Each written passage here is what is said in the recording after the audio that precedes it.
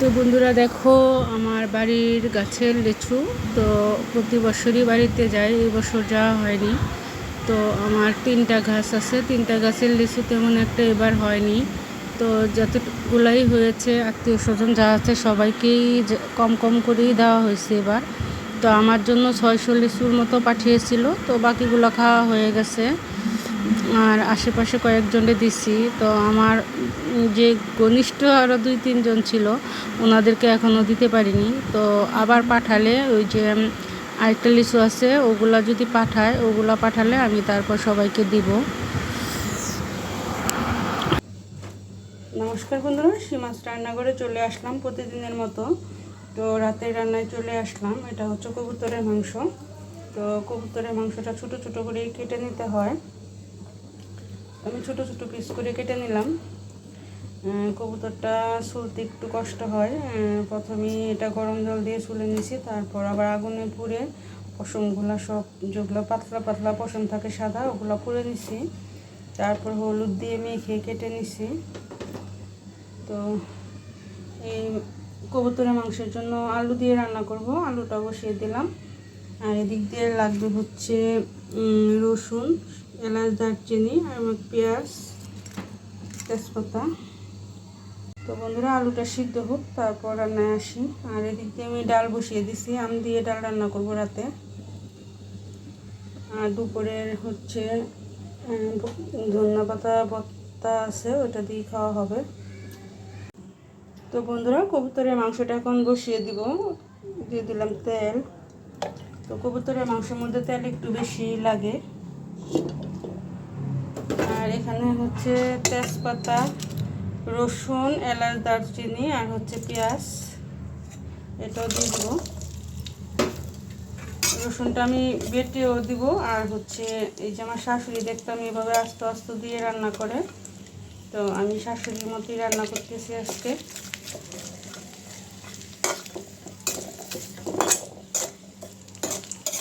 একটু ভাজা হোক। তো বন্ধুরা পেঁয়াজটা রসুনটা ভাজা হয়ে গেছে, এখন আমি মশলা দিয়ে দিব। আর আলুটা আমি ছোটো করে কেটে নিলাম, তো গ্যাসের জন্য ভাজতে পারলাম না, ভেজে নিলে ভালো হতো। তো রাত্রের 11টা বেজে গেছে, তো এইভাবেই রান্না করে ফেলবো। ছোটো ছোটো করে আলু দিলে ভালো লাগে বেশি। এর মধ্যে দিয়ে দিব পেঁয়াজ বাটা আর জিরা বাটা একসাথে।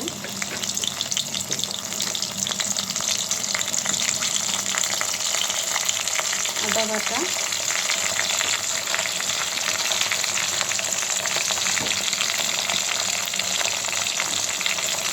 হলুদের গুঁড়া, মরিচের গুঁড়া একটু দিয়ে দিব, একটু ঝাল হলে ভালো লাগবে।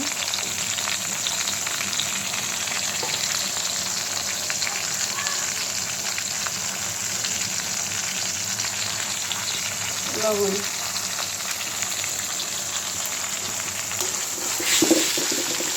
চুলার বাটিটা উঠিয়ে নিচ্ছি, দেখা যাচ্ছে নড়তেছে। এতক্ষণ বসেছিলাম যে দেখি গ্যাসটা বাড়ে কিনা।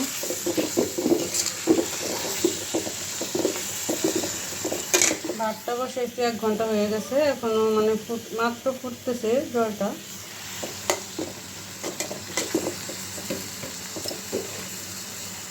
আলুটাও দিয়ে দিব।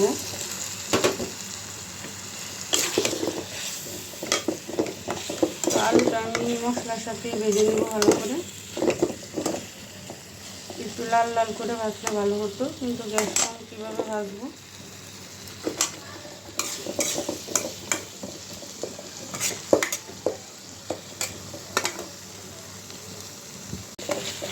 তো এখন মাংসটাও দিয়ে দিব। মাংসটা একটু ভালো করে কষিয়ে নিব।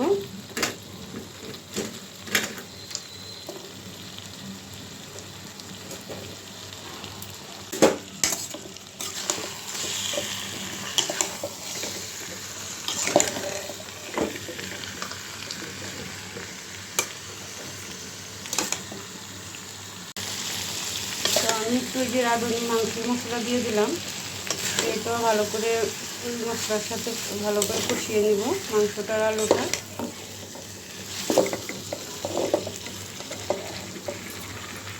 তো মশলাটা আমি মশলার সাথে ভালো করে কষিয়ে নিলাম। এখন ঝোলটা দিয়ে দিব। আলুটার মাংসটা ভালো করে কষানো হয়ে গেছে, এই যে তেলটা ছেড়ে দিছে।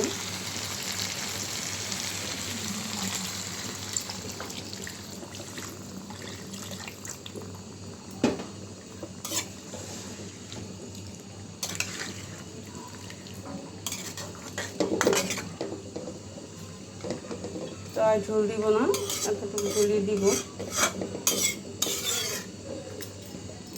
তো হতে থাক।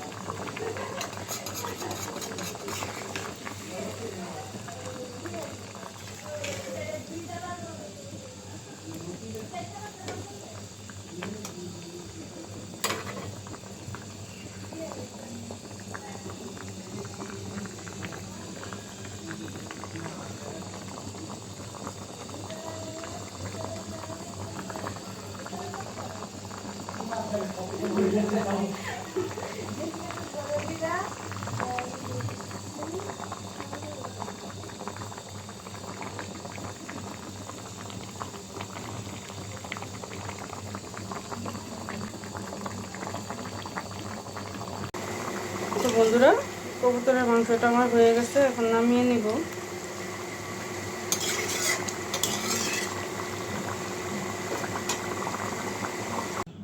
তো বন্ধুরা, হয়ে গেল এই যে কবুতরের মাংস আলু দিয়ে। তো কালারটা খুব সুন্দর আসছে আর সুন্দর একটা ঘ্রাণ বের হয়েছে। তো বন্ধুরা, তো আমার রান্নাটা কেমন হয়েছে কমেন্ট করে জানাবে, আর একটি লাইক দিবে, সাবস্ক্রাইব করে পাশে থাকবে। নমস্কার।